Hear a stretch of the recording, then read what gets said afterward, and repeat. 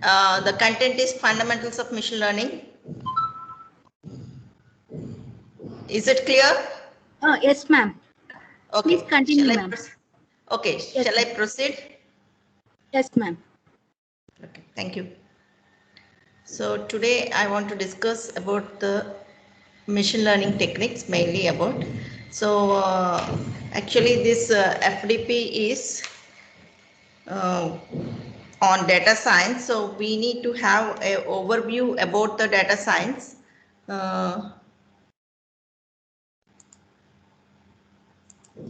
One minute.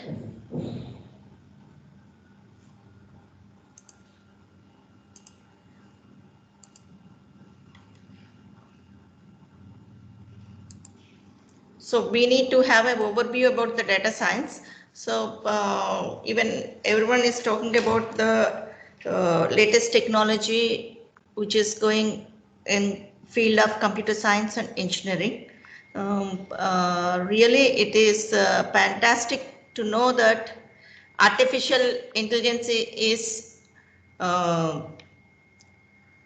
became very good research topic throughout the world. Okay, so here I want to give a brief introduction about each one. So all of you know about the artificial intelligence because most of you are from computer science. All are from computer science background, any from other discipline? Can any one of you respond?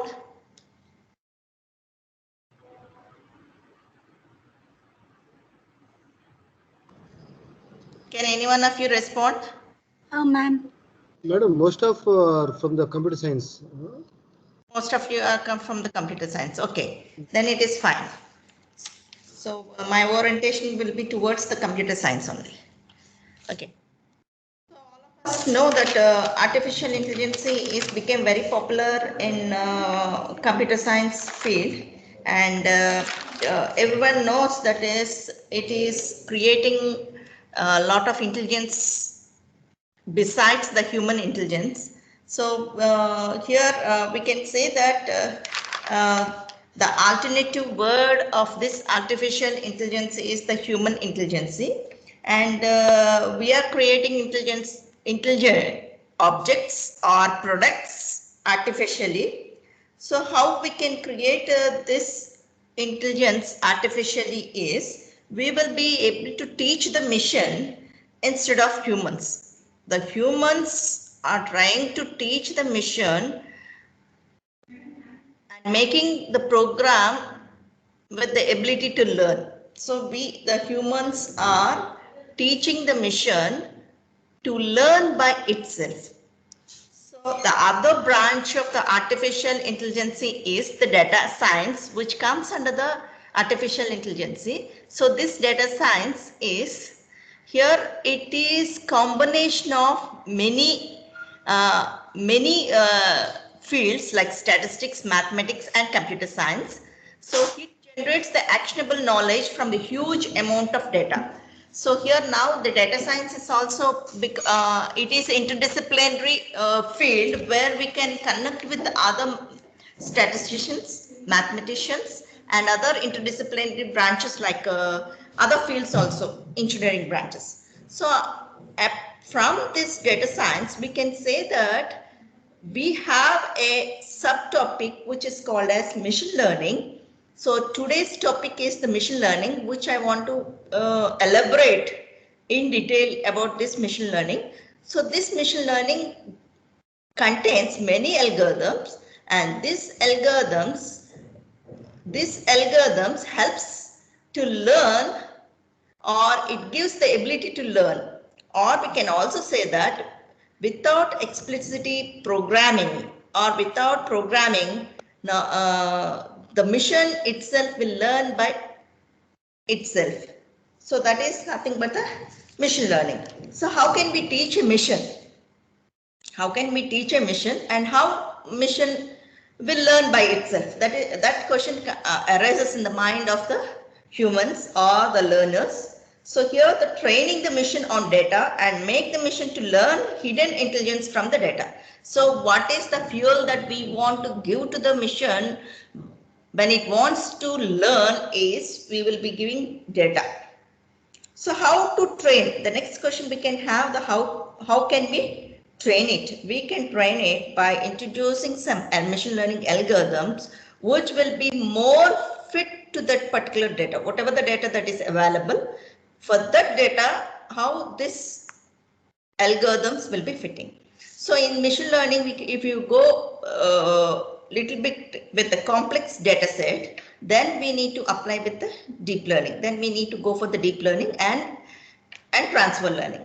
So this is about the machine learning. So if you want to become a good artificial AI architect or a good data scientist or a good AI developer, we need to have a data. We need to have a data as a fuel. So the data is the fuel for artificial intelligence, and data itself plays an important role in the data science field. So when you want to become a artificial intelligent architect or a data scientist, a good data scientist, so you need to have different types of skills. You cannot say that simply programming skills is enough to become a good data scientist. So we need to have, first thing is we need to have business skills. So business skills, we may think that business, the word business means marketing or something related to the market or something related to the business or something related to the finance or doing some job like that. So here business is nothing but here domain knowledge is supposed to be acquired.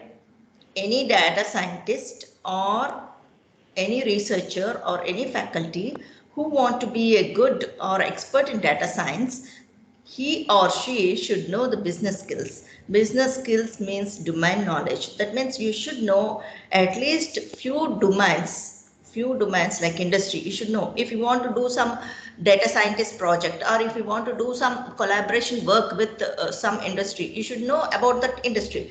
Maybe industry can be health. You can go for the medical or oil and gas or energy, retail, or some supermarket or e-commerce. All these areas you can connect. Whatever the work we want to do, if we want to do for the web, so we need to have the information or the expertise related to that field. That means you should have minimum domain knowledge in order to do some research or in order to do gain some expertise in that area. So next, apart from this business skills, you should have data skills also. Apart from this business skills, you should have data skills also. So data skills means what? You should able to know whether the data is a real-time data or what type of data you want to investigate or experiment or use the data in your machine learning algorithm, whether you're going for the big data or a benchmark data set or real-time data set. So all you can go for the IoT also. IoT means Internet of Things. That means you will be acquiring this Internet of Things will help you to acquire the data through sensors in a real time. So you can perform experimentation or you can do some decision making. Why data scientists are required in order to do whatever the business is there, whatever the industry is there, whatever the problem is there, you need to have some decision making. Then you need to have some decision making, or you can have some classification, or you can have some forecasting. So in order to forecast that one, in order to forecast the future things, you need to have the previous data, and using the previous data in this machine learning algorithms, you will be able to produce the outcomes or the results. Okay. So apart from the business skills, data skills, you should have modeling skills also. So what is modeling skills means? Model means, so I already told you should have an algorithm. You should have an algorithm. So how can you say that There are many algorithms in the machine learning. Some algorithms belongs to classification, some algorithms belongs to clustering, some algorithms belongs to reinforcement learning, some algorithms will be fitting for the transfer learning. Like this, there are many algorithms that are present in the machine learning. So here you should have a modeling skills that says that which algorithm is more appropriate to this type of data and this type of outcome. Which algorithm is more selecting an algorithm which is more appropriate to this data. Okay, that is the models. Next is the last is the computing skills. The computing skills is you should know about the cloud, microservices and technology. Technology, you should know some software, whether you can go for the Python or you can go for the Hadoop if you are dealing with the big data, or you can go for the R programming, etc., or MATLAB or C language or Java language, etc. So some computing, sir. So many of the faculty or many of the industry people, or many of the public think that if you know Python, you can become a data scientist.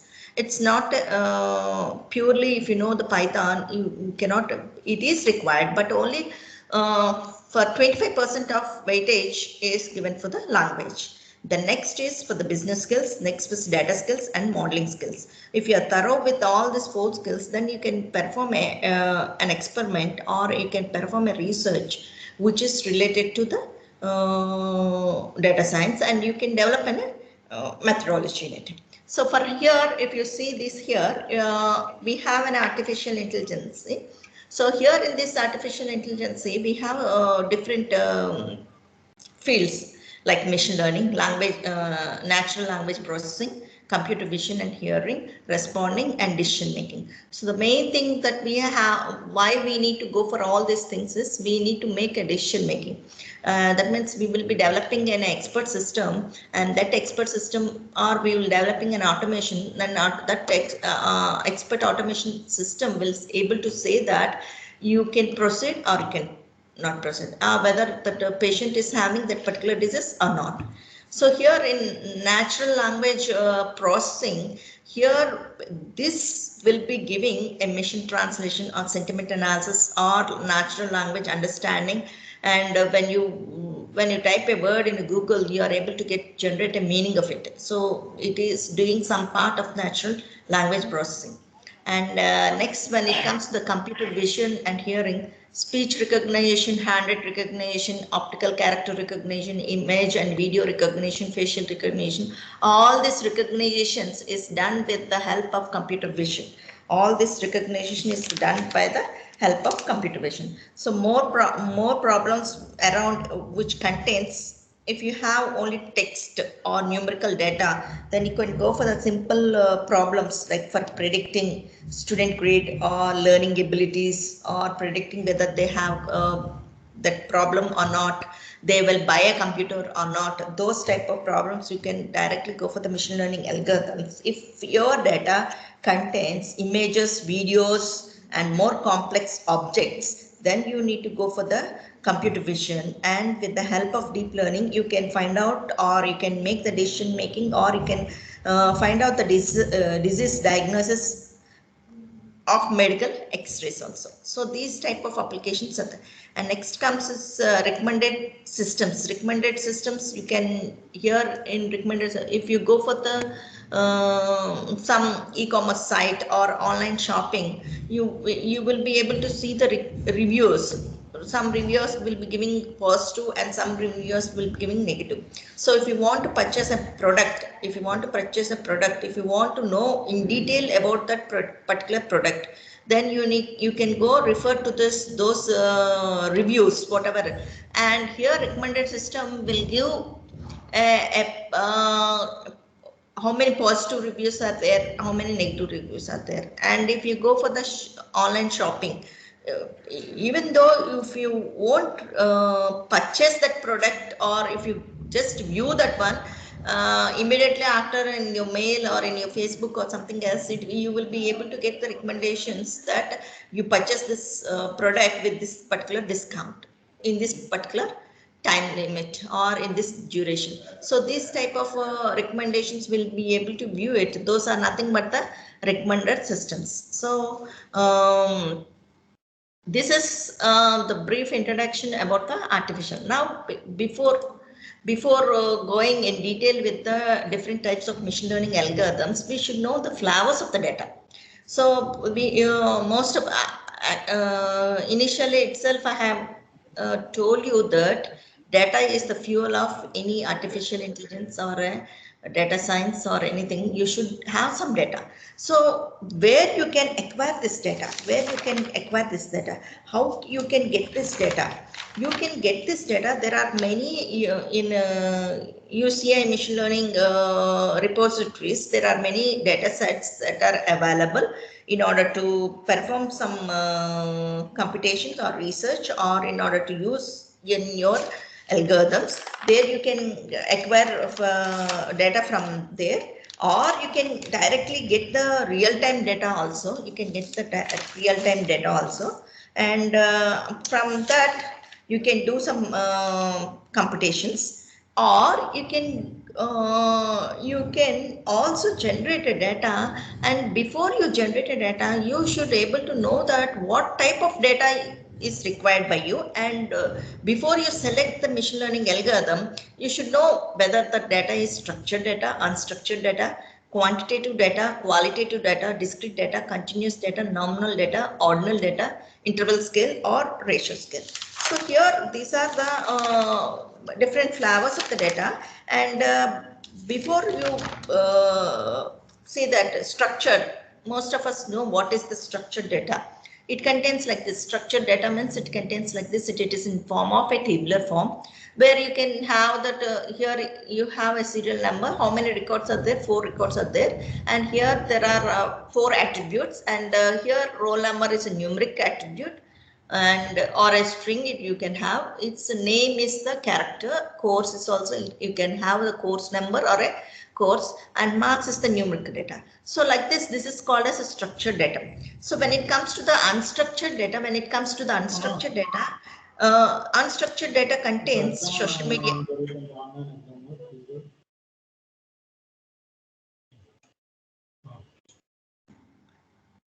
Unstructured data contains social media data like images, websites, videos, web blogs. All this comes under the unstructured data.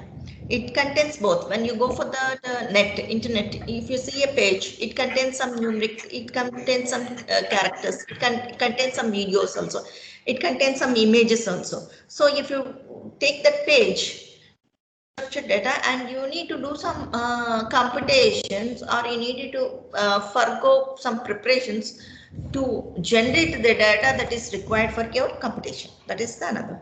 Quantitative data. What is quantitative? In numbers, you can say that. For example, if I say that my college is very near to my house, so if I use near, then it is qualitative data. If it is quantitative, I can say that it's 5 kilometers away from college. My house is 5 kilometers away from my college. That is the quantity. If it is discrete, we need to count it. Continuous, age is the one of the example. Nominal is the categories, your previous degree. Ordinal means it can be ranked or ordered, but not measured. And interval scale is, interval is meaningful, not ratio, like temperature in Fahrenheit, all of these things. Ratio means in what ratio it is. All of them. These are the some of the flavors of the data, and this we need to specify what type of data that is required, and how your data you are inputting into the your algorithm. You are giving input to your algorithm. So here now coming to the contents of this today's session. That is, we'll go in detail about what is machine learning, why machine learning is required, key elements of machine learning, steps involved in machine learning, types of learning techniques, how a problem is solved using machine learning, role of machine learning in different domains, evaluation, training, testing, tools, and technologies. So these are some of the topics that we will be covering in this session. And So now we'll go for the basic definition of the machine learning. So in 1959 itself, most of our programmers or the software professionals, computer science professionals are thinking, or other domain professionals are thinking, machine learning has become popular nowadays, but it was born in 1959 itself. It is a field of study that gives computers the ability to learn without being explicitly programmed. In 1997 itself, Tom has given another definition, that is, a computer program is said to learn from experience E with respect to some class of task T and performance measure P if its performance at task T and measured by P, it improves with the experience E. So this is the formal definition that is presented in 1997. So here, by this definition, we can able to say that we need some experience. We need some experience in order to perform some task, and that task is measured with some metrics. Okay, so three words are included here. We need experience E, we need class of task T, and performance measure P. So here experience E is nothing but the data. So we need some previous data in order to do some class of task, in order to perform a problem, or in order to solve a problem, or in order to do a task. We need some data, and that after performing, after computing, we will be able to measure its performance. And if the performance is not up to the mark, then what we have to do, we will be improving that experience. We will be repeating that experiment or computation in order to satisfy the performance, So here I will give you some examples. So whenever you have why we can say it's an experience required. If there is a child is there, a 1 year child is there, or a 6-month child is there, if you have given the child some ball to play, okay, immediately he don't know that that it is a ball to play. He will try to put it in his mouth. Okay, and similarly, if you give an apple also, he will try to eat it. And if you give tomato also, he will do it. If you give orange also, do it. After few attempts or observations, he, without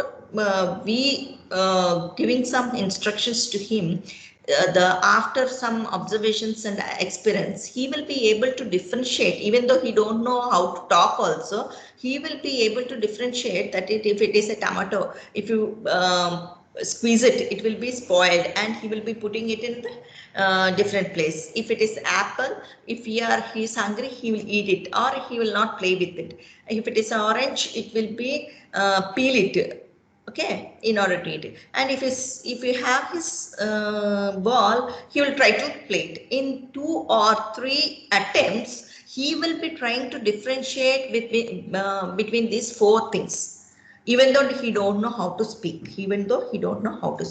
So the child is, what the child is doing, he is trying to learn by himself, and he is trying to differentiate between these objects. Similarly, machine, when you give the data to the machine will be trying to learn and differentiate among it what is that oranges. It will be classifying these are oranges if the texture is like this, and if the color is orange or yellow or something else, and if that oval shape is this much width or like this, it is orange. If it is apple, if the color is red, it is smoother, the texture is smoother, it is the apple. If it is a ball, if it is round without different colors, it is given as a ball. If it is tomato, it will tomato color. If it is red, different red, it is classified as a tomato. So like this, if you give few examples of the apple, few examples of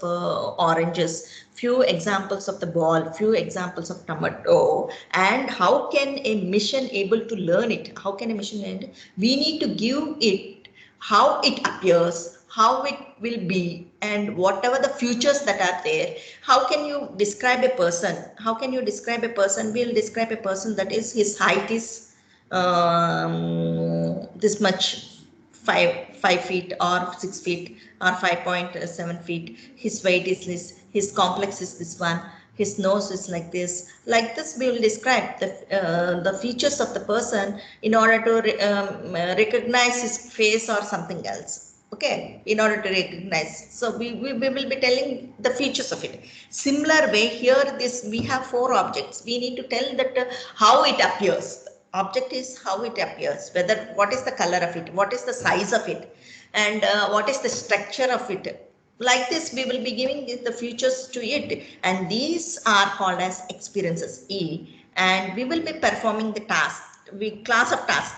Some class of tasks are whether it belongs to ball, whether it belongs to apple, or whether it belongs to tomato, or whether it belongs to orange. Like this we will. So if we are unable to, if the original class labels is known, what is the original class label? If it is a tomato, original class label will be also tomato. But if you feed on your system, if your system is saying that even though it is originally tomato and it is saying it's an orange, then your system is not performing in a better way. So what we have to do is we will be improving some experience or data. If the data is not sufficient in order to label them or in order to classify them, then performance will be. How you will be measuring? There are a lot of performance measures that are taken in order to measure this, whatever the computation you have done. So this is the how the machine is able to learn itself and able to classify or able to give the output.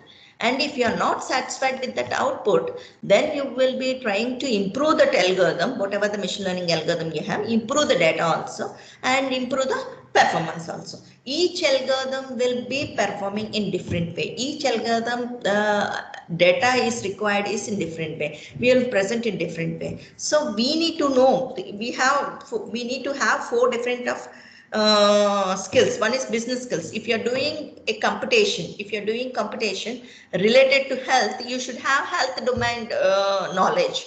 For example, if you want to say that whether patient is having cancer or not, you should know. That means whatever the results that are obtained, whether they are cancerous or not. If you have some knowledge only, you can say that whether the patient is having cancer. Or another example, I want to quote it. If you want to say that the person is suffering with thyroid or not, as you know, the benchmark of thyroid, there are 3 tests that are supposed to perform for the thyroid, that is TSH and T3, T4. Okay, so if TSH is greater than 5.5, then you can say that the person is suffering with the thyroid. Mostly the females will be having thyroid. Okay, the reading of TSH is more than 5.5, then you can say that the patient or the person is suffering from the thyroidism. Then he or she are supposed to undergo another test like T3 or T4, basing on the prescription or the advice of the so like this. So you should know whether that is, if your hemoglobin level is less than 11, then you can, you have to know the benchmark. The benchmark is the minimum you should have 12 reading as hemoglobin. If you have less than 12, then you have to consult a doctor. So that knowledge you should have about the benchmarks, then only you can able to know that you should consult a doctor or not. So here I will give you 3 examples. I'll give you 3 examples regarding that this classification. One example is, I think all of you know mushrooms. There are 2 different types of mushrooms are there. One is poisonous mushroom, another one is non-poisonous mushroom. Okay. So here mushroom dish is very famous in the restaurants or 5-star hotels or 3-star hotels. So when the this particular person or the management of the hotel wants to take these mushrooms, so before he takes the mushroom, he should are they exported or imported are poisonous or non-poisonous. If it is non-poisonous, it is it can be good for the what you call cooking. If it is poisonous, then it is not allowed for the cooking. It is not allowed for the cooking. Okay, so that is the main thing that we need to see before we classify the mushroom as a poisonous or non-poisonous. So when you have developed an algorithm, classification algorithm, in order to classify that mushroom is poisonous or non-poisonous. Mushroom is poisonous or non-poisonous. So here, 1 minute.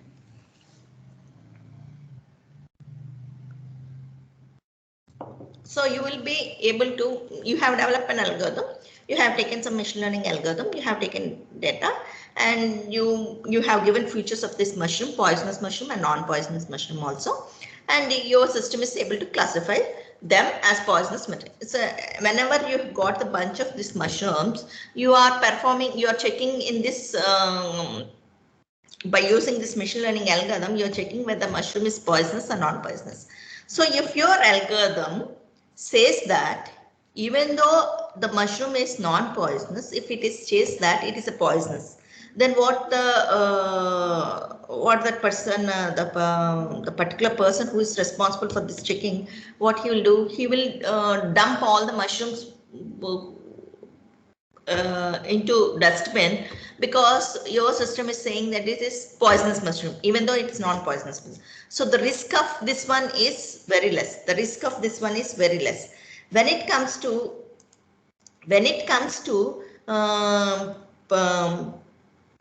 a poisonous mushroom is classified into non-poisonous mushroom. This is poisonous mushroom, but it is classified as non-poisonous mushroom. So here they are ready to cook the food. They are ready to cook the dish. Okay. So the people who consume it will be having the risk. The people who consume having the life risk. So here when whatever the computation you have done, whatever the algorithm you have developed, or whatever the classification model you have developed a model and the model is saying that giving only 70% accuracy, only 70% accuracy. But when there is no loss if a non-poisonous mushroom is classified as a poisonous mushroom. Only the waste of money is there in order to purchase it. But if it is vice versa, if it is a poisonous mushroom and if it is classified as non-poisonous mushroom, then the people who have consumed it will be fallen into the sick, or to there is a life risk of. So when you compute this, whatever the classification algorithm you are using, you have to select the classification algorithm in such a way that it will giving a 100% accuracy, and there should not be any risk. There should not be any risk. That is the one thing. Another example I want to quote it is a person who you have developed a machine learning algorithm, and that machine learning algorithm is saying that whatever the tests you have undergone, saying that you are having cancer or not cancer. Okay. You are diagnosed with cancer, or you are not diagnosed with cancer. A patient, even though he doesn't have a cancer, but according to your classification model, if it is diagnosed as a cancer, then what doctor says, he will be put under the treatment. He will be put under the treatment because he doesn't have the cancer, but your system is saying, whatever the system you have developed or whatever the model you have developed, it is able to say that you have cancer. So then the person will be undergoing the treatment. That is also. So if vice versa, if you have classified vice versa, if your system is saying that even the person is having cancer and it is not having cancer, then also risk is here. The 50% risk is there. In the mushroom case, only if vice versa, that means a poisonous mushroom is classified in non-poisonous, there is a risk. There is a risk. But here in both the ways, if it is misclassified in both the ways, then also risk is there. Because if a patient is really having cancer and it is classified as non-cancer, then he will be he will not perform any medications because the system has been classified as he is not having. And patient who is not having cancer, and if it is classified as having cancer, he will be put it into medication. That in both the cases it will be happening. And the third example I want to say is, if a flight is ready to land, you have developed a machine learning or a model, and that model is saying that basing on the weather forecasting at that particular aerodrome, whether that flight can be landed or not.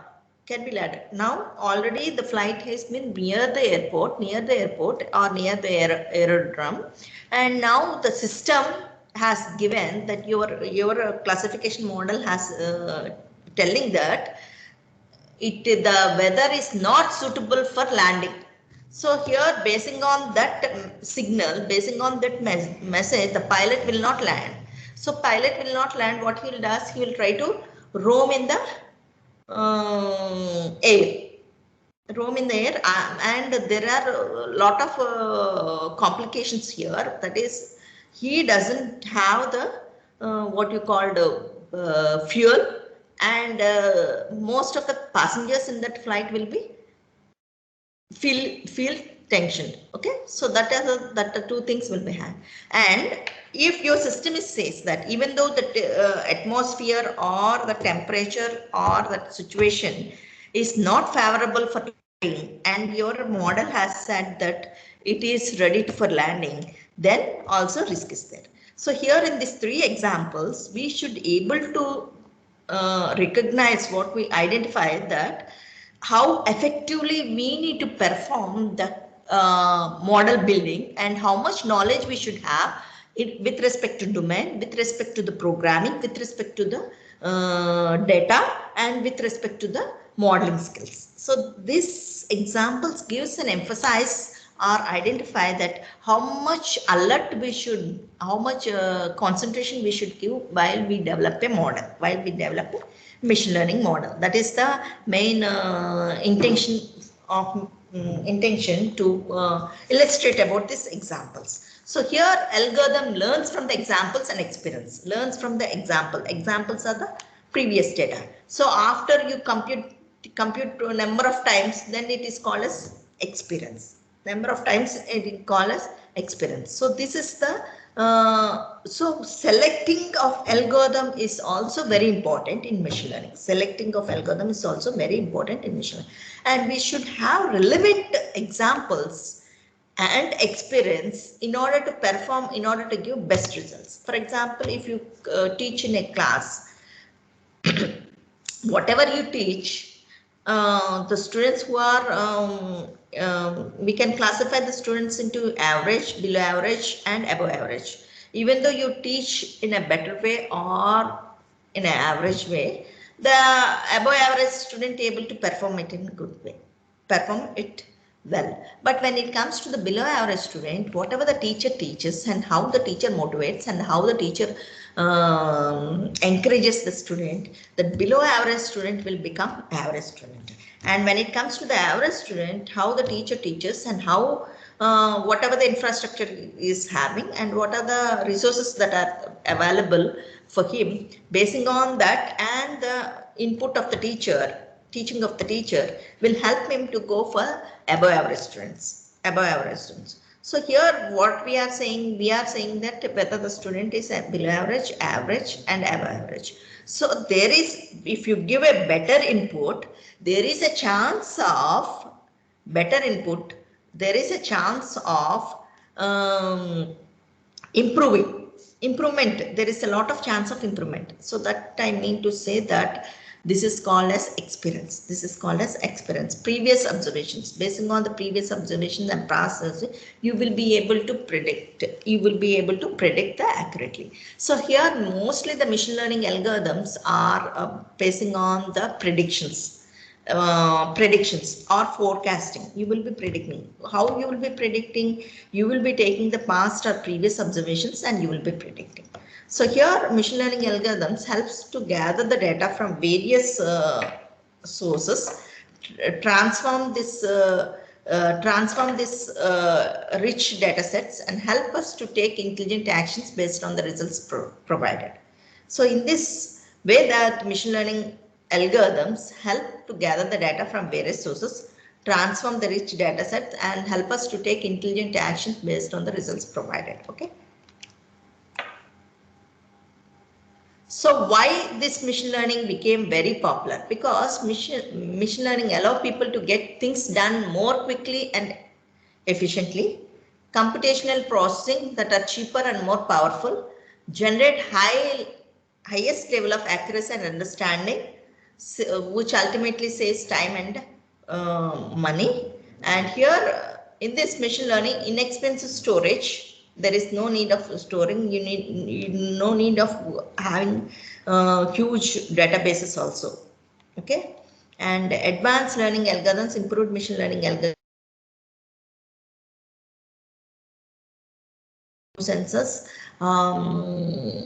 mainly contributed for the popularity of machine learning. And software is too complex to write by hand. Therefore, this is also a scope of machine learning to be popular. Okay. So the key elements of the machine learning is here we have every machine learning algorithm has three components. One is representation, evaluation, and optimization. So representation means how to represent the knowledge.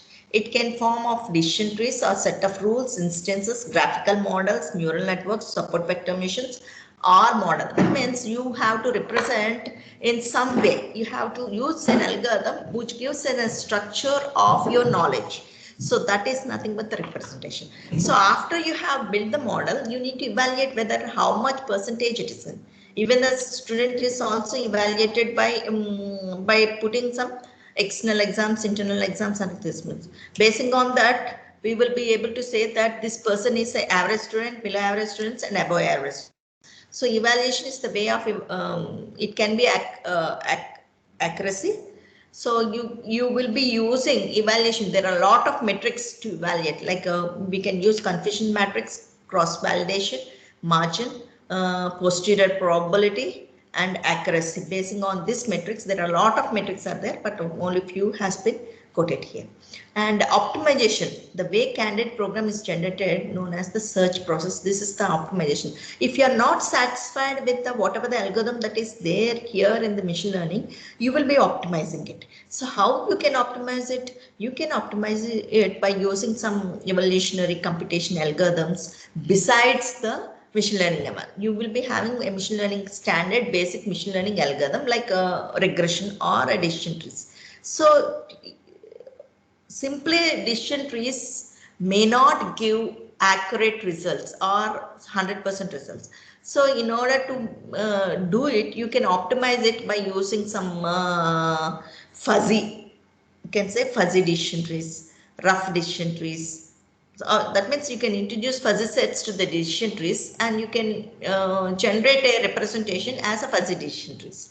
If you introduce rough sets to the decision trees, then you can generate a rough decision trees or rough sets decision trees based on the rough sets. Or if you have a evolutionary optimization techniques are there, like swarm intelligence, like particle swarm optimization, and ABC algorithms are there, and you have what you call the cuckoo search algorithms are there. You can add, besides this decision trees, you can add this, that means the combination of this particular basic machine learning algorithm and the optimization algorithms, it may lead to a better results. It may lead to a better results. So those that in that way you can optimize it. Okay. So here machine learning algorithms are designed to be efficient and accurate and to provide general learning to do, that is dealing with large scale problems, making accurate prediction, handling variety of different learning algorithms. So here when to use machine learning, that means you can say that if you have just you can program it. You can say that you have a pen. You can say that you have a pen and pencil. Only one pen and one pencil. So you can tell that I can use a machine learning algorithm to classify whether it is a pen or a pencil. Okay. So if you are having only pen and pencil, it is very easy for us to view it, because it's visible that it is pencil and it is visible that is pen, and we can separate it or classify it. But when it comes to a huge number of things like pen, pencil, and some stick, or some other in pens, different colors, green ink pen, red ink pen, ball pen, or ink pen, or sketch pen, or marker. If you have these type of different features are embedded in these pens, and it is very difficult for us to separate in this case, then we can use the machine learning. Okay, so when the patterns exist in our data, if there are no patterns, even if you don't know what they are, or perhaps especially we will be able to use machine learning when we don't know what they are, actually what they are, then we can use. So if there is no pin down of functional relationship mathematically, you cannot solve by using mathematics or like linear algebra or calculus or some statistics, probability. If you are not able to do it with this, then we can go for the machine learning algorithm. Okay, and when we have a lot of unlabeled data, if you have a lot of unlabeled data, labeled training set harder to come by. Then if you have high dimension features, so many features are there. And then if you have a sensor data, you can obtain from sensor. So for this, you can use the machine, you can go for directly machine learning. If you want to go for the low dimension representation, like a dimensionality reduction, so you can say that when you go for that biometrics, finger or iris or palm or facial or this, then in order to extract the features of it, lot of features will be accumulated in it, and in order to store all these features in your system, it is not possible, and only few features will be responsible for the computation, for the problem solving. In that case, what we have to do is we have to do feature selection. Future extraction is one thing, extracting the features from the given object, and relevant features are selected means extraction of the features. Then only important features. For example, I can tell you that means you have a student's database. You have student database.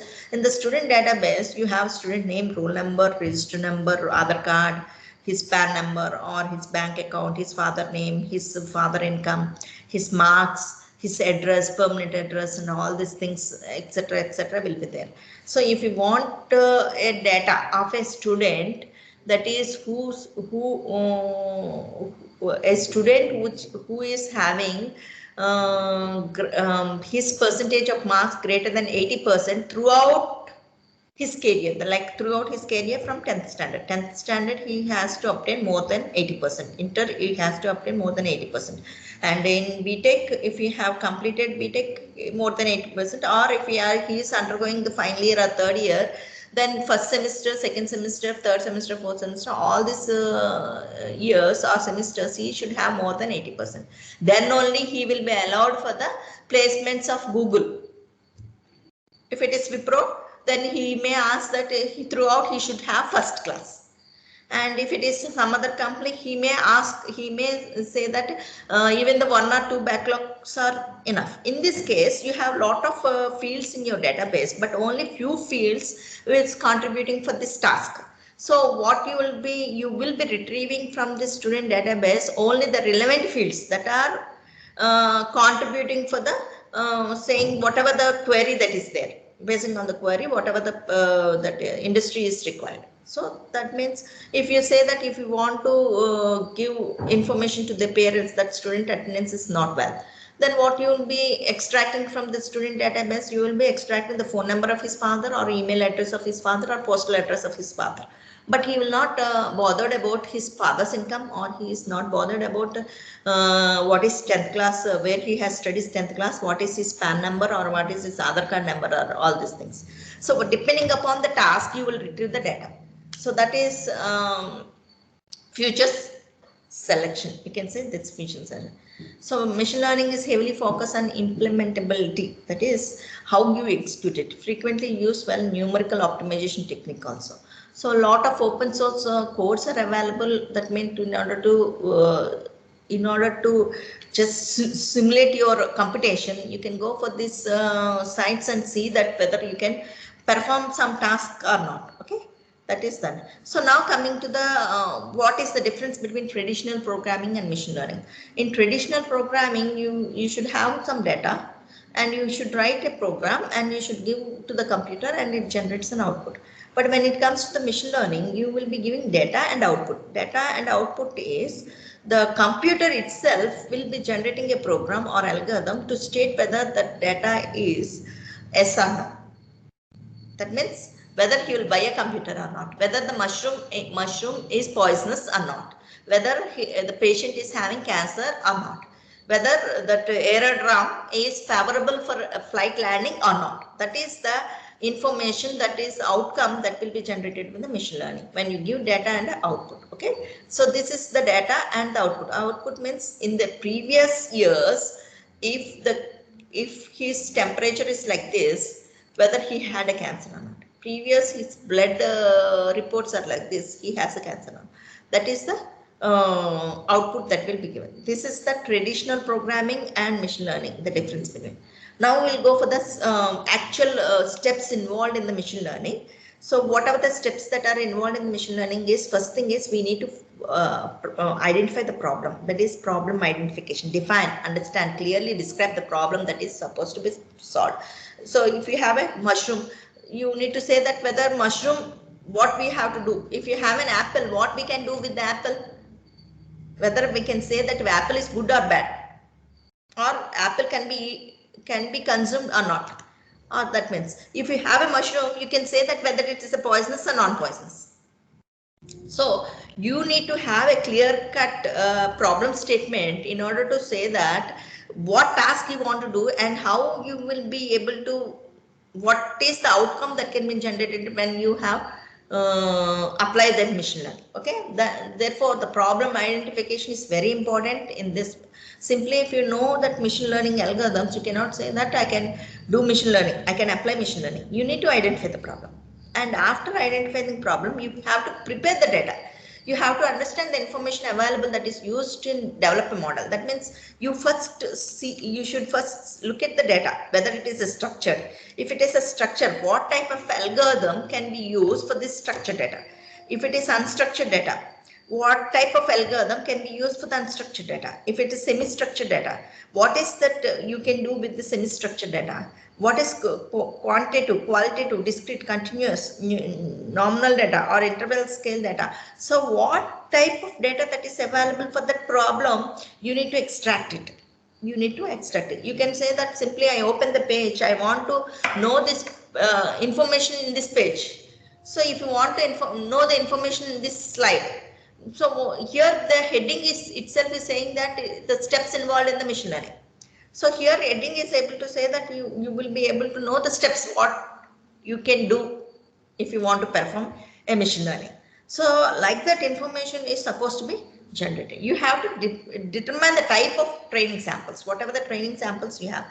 So first thing is, when you have data, the whole data will not be considered for the training samples. You have to divide the data into training samples and test samples. 1/3 of data is kept aside for the test samples and 2/3 of the data is taken for the training samples. So this is the training samples. 2/3 of the data will be computed as a training samples.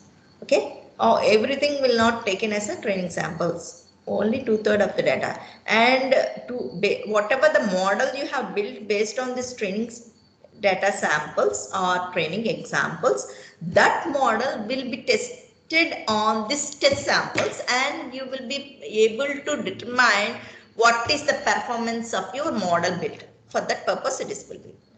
Okay.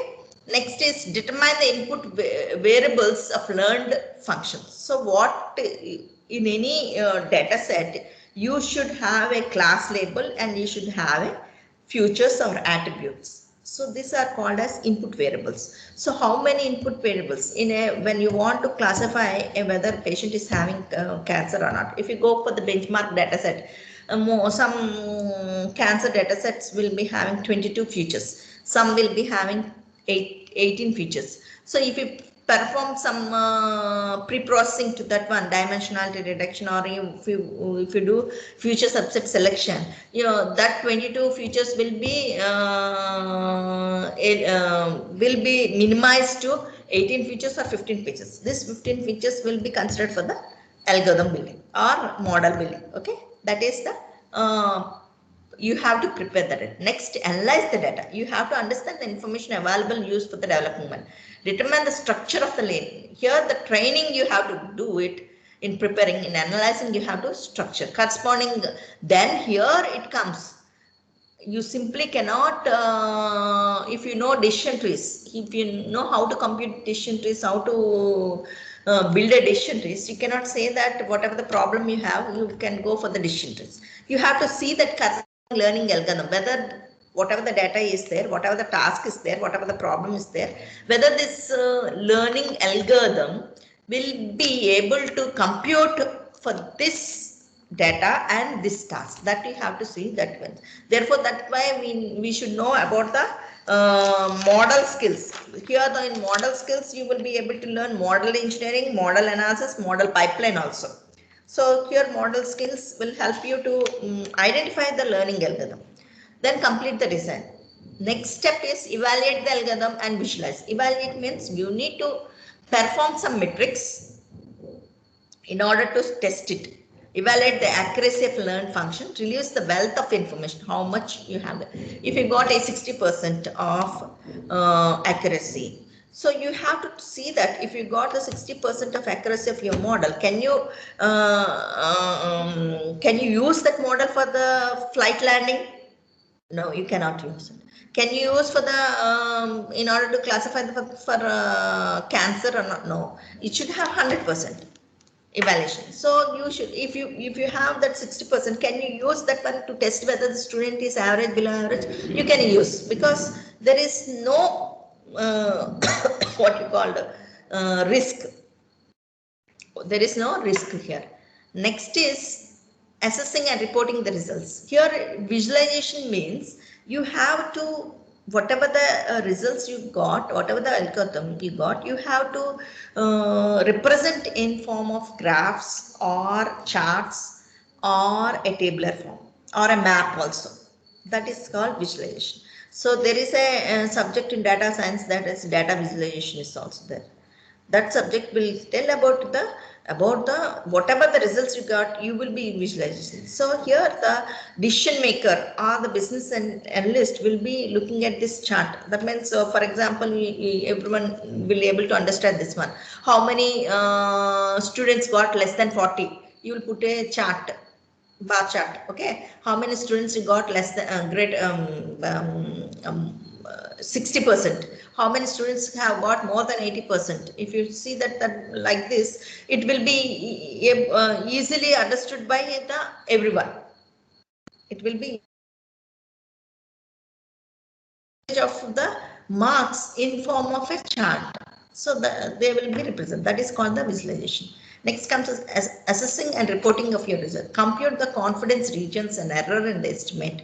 Conduct hypothesis test on estimate. If you say that 40 less than students who got only 40%, if there are in a class 60 people are there, and out of 60 more than 30 people got 40 and below 50%.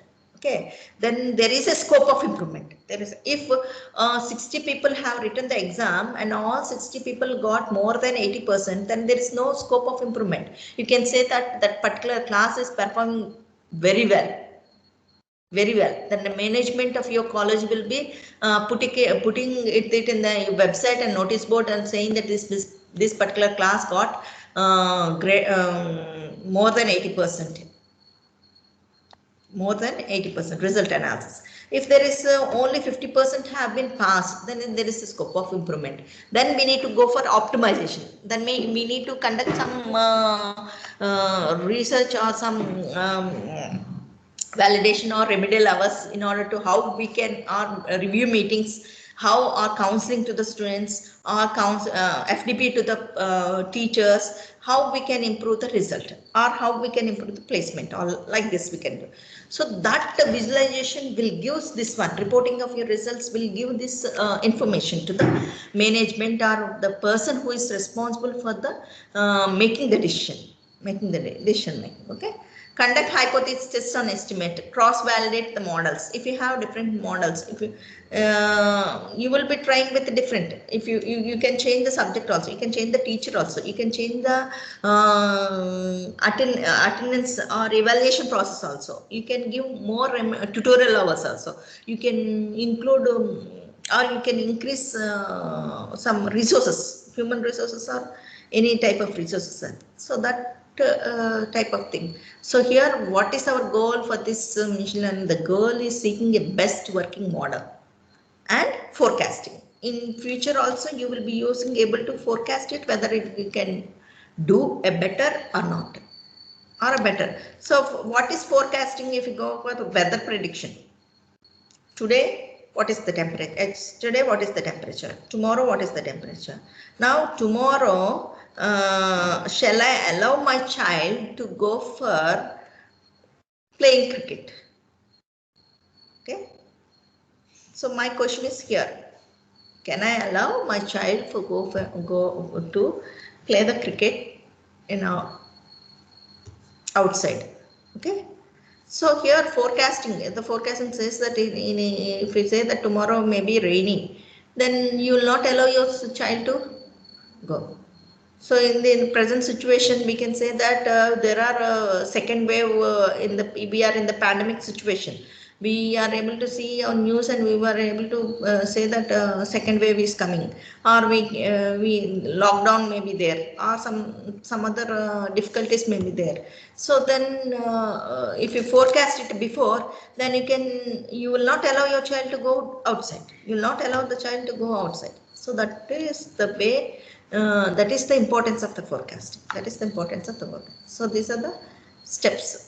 Now coming to the in this, if you give a good input, here we have discussed about 5 steps. If you want to give a good input, good output. So how can I say that good input? You may say that why your result is very less, and you may say that the students, whoever admitting through MSET, we are getting very low ranks. That means high ranks. Then you can say that if the input is not good, then the output it affects on the output also. Therefore, whatever the input you give, here the input is already I told you that whatever the input that are giving AI for artificial intelligence or data science, whatever it may be, data is the fuel. Data is the fuel. Okay. So here you need to prepare the data for what type of analysis is required in order to say that the objective and purpose of the data analysis, whether you go for exploratory, descriptive or predictive. So you want to find out groups, or you want to clean the data, or you want to visualize the data, or you want to forecast the data. Analysis, what type of analysis, what is the purpose of analysis? You should identify it. Where does data comes from? So data is important, but you should know about the source of the data. You can say that I can pick up, because I am very good at machine learning, can I state that that particular ship which is moving in the sea is submarine, or the cargo ship, or a passenger ship? Can I classify? I can classify if I have data. So from where you can get that data? Will you go on drone, or you will use satellite images, or you will do some remote sensing, or in order to acquire that one? Because in sea you are able to see that whether it is a submarine or not. So you have to think about it when you want to do that particular problem, whether you will be able to get the data or not. That is the source of the data. Benchmark datasets. You have a lot of benchmarks datasets in GitHub, Kaggle, UCA Machine Learning Repository, Google. You have a lot of datasets, even in government sites also you have a lot of benchmark datasets. So whether that data is enough to perform your computation or in building your model, or solving a problem, you have to think it. Or you can also acquire real-time data set, whether I can get the real-time data set. So if I say that I want to do a problem like I want to find out that a person who is going on a road, whether his vehicle speed is above 80 or not, or above 60 or not, or above 70 or not. In the roadside, if you see that we have some labels are there, boards are there. That board says that your speed limit is only 40. Your speed in highways, it is given as speed limit is 60, or in some other place it is 70. In if you go for that Delhi to Agra road, there is express road is there. There the speed limit is 100 kilometer. So here I want to capture the persons who are violating the rules, So in this way, you have to set up an experiment, or you have to set up how you can acquire the real-time data. Okay, that is the main thing you have to see it. And how was data acquired? What is the method of collection? So whether you will be using some sensors, or you will be using drones, or you will using satellite images, or you will be going for Google Earth, or you will be going for some remote sensing, or you will be performing some experiments. If you say that a particular water is there, whether this water is suitable for drinking or not, how can you say that? In chemistry lab, or in environmental science lab, or in public health in municipalities, you will be having some tests to say that whether this water is acidic, basic, or contains chlorine or that. So at this moment, dynamically, if you want to do the test, so how you will be able to do? That you have to do it. Next is, after you obtain the data from this source of data, you have to check for the quality of the data, whether the data is having outliers, missing data, anomalies or none. How can you say that it's outliers? If I say that my student got 105 marks, if the maximum marks is 100, if I say that my student got 105 marks, is it valid? It's an outlier, because the benchmark, or here you have the maximum marks is 100 only. Maximum marks is 100. How can you claim that your student is got? Okay, that is one. If there are 60 students are there, and only 55 students attendance is there, marks is there, rest of 5 students marks is not available there, then we can say it's missing data. That information is missing. Anomalies means it is very irregular things are there.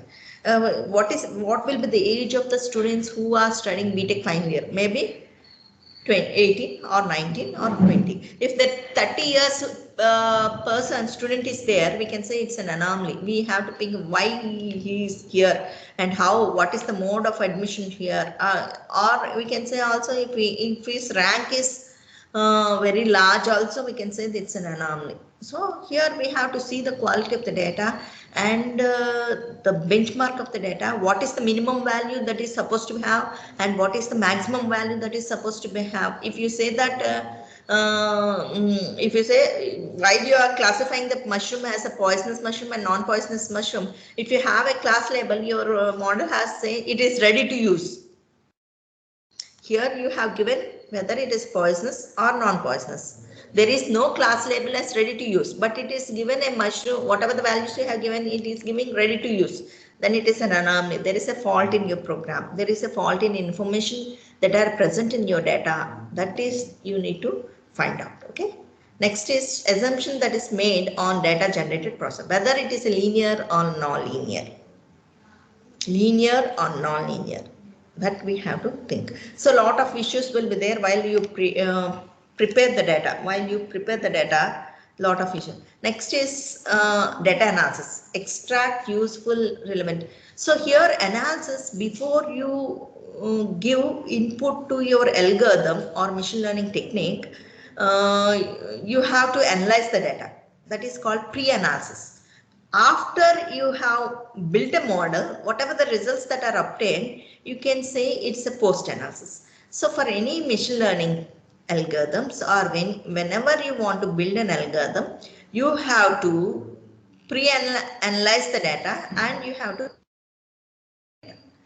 pre-analyze the data and post-analyze the data. So therefore, because preparation of the data is called pre-processing.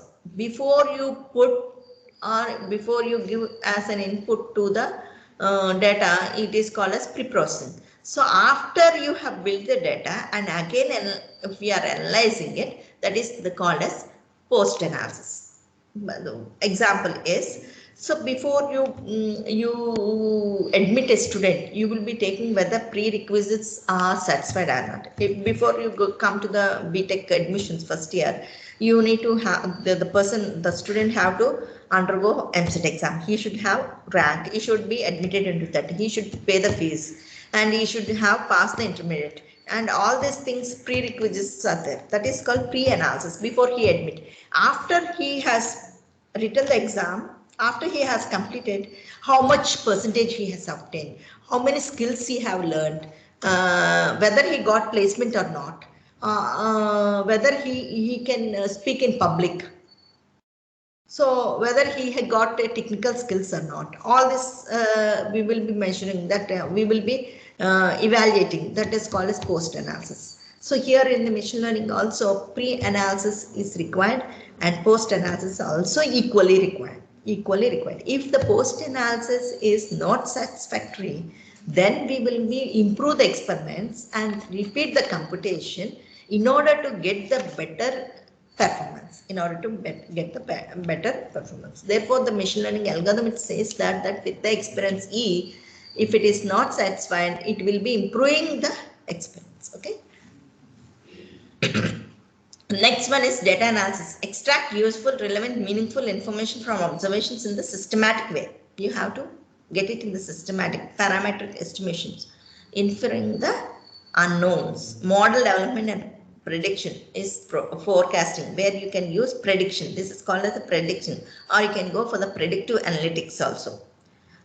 Feature extraction, identifying the patterns, and that means you need to extract the features. I have said that is how to differentiate apple, tomato, orange, and ball. You need to extract the features, some features which are unique to apple and orange. To apple, and the shape of orange will be different from the shape of apple. The color of apple will be different from the color of the texture of the apple will be different from the orange. So basing on this, we can say we can differentiate between the apple and the. So for any object, if you want to classify, you need to extract the features and classify it. Hypothesis testing is verification of postulates. Fault detection is process monitoring. Fault detection is nothing but evaluation process. So what you have to do is you have to evaluate whether it is performing better or not. If it is not performing better, then you have to repeat it and you have to try to improve it. You have to try to improve it. Okay. Application areas of machine learning. These are some of the application areas where you can apply the machine learning. Web searching, ranking the page based on what you are like most on click. That means whenever you go for the internet, Google, it will be able to give you a preferences ranking. That is mostly in this month, how many times you have seen that news, or how many times you have visited the Facebook, how many times you have visited the online shopping sites like Flipkart or Amazon or some what you call different online shopping sites. Computational biology is another area. Rational design of drugs in computer based on past experience. That means you can also design drugs. Finance, decide who sent what credit card offers. Evaluation of risk on the credit card offers. How to decide where to invest the money. That means whether you can go for this insurance of this company or not. There are a lot of insurance company. You have to see that basing on the previous reviews or previous colleagues who have taken this but invested their money, whether it is a good experience or not good, bad experience. If you think that it's a good experience, many of you will be try to invest the money in that one. If you think SBI is a good banking, for insurance, or Andhra Bank or Canara Bank or some other bank, or privatized Axis Bank, HDFC. Basing on your input of others' experience, you will try to invest the money. Okay, evaluation of risk on credit offers. That means you will be applying for the credit cards for a particular bank. The person or a manager who is responsible to approve the credit or credit card, he will be checking your past experience. What is your income? How many times you have taken loan? Whether you have capacity to repay it or not. All these parameters or features are evaluated before you are issued with the credit card, and decide to send what credit card offers. That means if you have a credit card, whatever the different types of discounts you can get, what are the different types of advantages you can acquire, all these things can be also given. So in this also, there we can, in e-commerce, predicting customer churn, whether or not transaction is fraudulent. Space exploration, space probes and radio astronomy. Robotics, how to handle uncertainty in new environment. That is that. All of us know that is we have self-driving cars, autonomous cars are there. And information extraction, ask a question over database across the web. Social networking, data on relationships and preferences. Machine learning to extract the values of data. Debugging, use computer science problems to debug labor-intensive process and suggest where the bugs can be. That means here, because machine learning can do the, I heard Wipro has designed a person who can interview, a robot who can interview the what you call the interview people who are the job opportunities.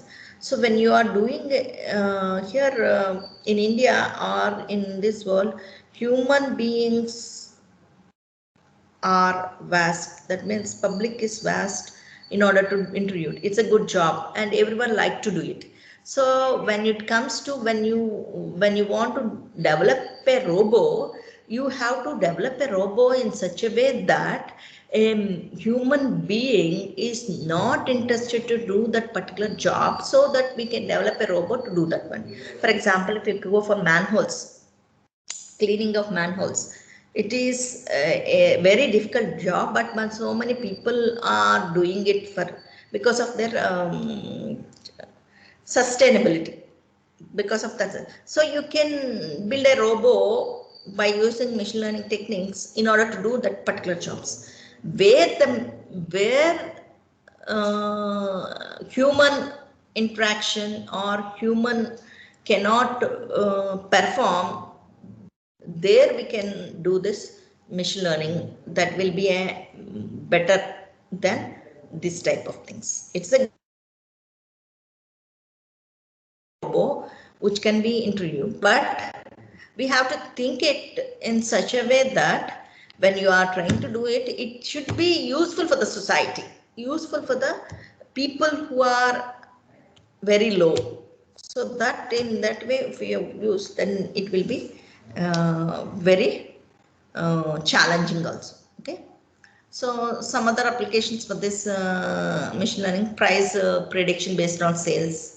That means if you have Apple laptops, I'm saying that how many Apple laptops have been sold from 2020 to 21, 2020 to 21. Okay. My question is how many Apple laptops have been sold? Another question, how many laptops have been sold from 20 to 21? That is another question. Here in the first question, I am specifying the Apple laptops. So here a lot of parameters will be included if you say Apple laptops, because it's a very costly one, a very high-end one, and all of the people will not afford it. And the OS is Mac, but if it is Windows, it is easily understood by all the laymen also. In that case, if you see the differences between Apple laptop and another laptop, because it is a low budget, other laptops like HP or Dell, it is reasonable price, it will be when it goes, but only the businessman or the person who knows about the Apple will purchase the Apple laptop. Okay, our software professionals or that no computer professionals will be able to purchase. When it comes to the other people, because 2021, I'm saying 2021 because in this pandemic situation, a lot of students as well as employees, teachers are all doing from work from home. So they, even though they don't have gadgets, they don't have these laptops at home, they have purchased it. Our company has provided, or they have done even for the children also. So you can see the difference of the sales. So you can predict in next years if this type of situation is like this, pandemic situation is continues like this. We are happy that we got a vaccination. So if this happens, how many laptops are supposed to be produced or manufactured, that will be known beforehand if you do this price prediction based on the sales. Okay, that is one thing. Prediction of molecular response for the medicine. Okay, that is the another. Detecting motor insurance fraud, analysis stock market returns, identifying risk bank loans, forecasting wind power plant prediction, tracking and monitoring utilization and location of healthcare equipment. Tracking and monitoring utilization of healthcare equipment and even the location also. That means we need to go for the GPS also. Okay, calculating efficient use of energy, understanding the trends of growth of transportation in the smart cities, or reserve estimation for the mining industries. All these things are the applications of machine learning in various domains. If you want to do for the wind power plant, you should have the, if there is a triple graduate, or if it is a person who belongs to electrical, then they can easily forecast this one. If they have machine learning language, they can use it. Risk of bank loans, if you have the knowledge or if you study about this one, you can easily go for this one. Stock market, you should know what is the stock market and how the stock market will be changing, that information. So domain knowledge is also required. So if you want to do the prediction of molecular response in medicines, that you should know about the drugs, what are the drugs that are available and how it is changing. So basing on this, there are some general things everyone can do. Prediction of sales basing on the sales, identifying risk bank loans, and efficient energy, growth of transportation. These are the general things everyone. If it comes to healthcare and drugs and all these things, you should have some domain knowledge. Okay, I think we can stop here. Yes, ma'am. It's already 1. If you have any questions, and afternoon we have another session, no? I think Yes. it's better. Yes, ma'am. Thank you, ma'am. On the afternoon session will be starting from 2 o'clock, ma'am. Okay. Okay. Thank you, ma'am.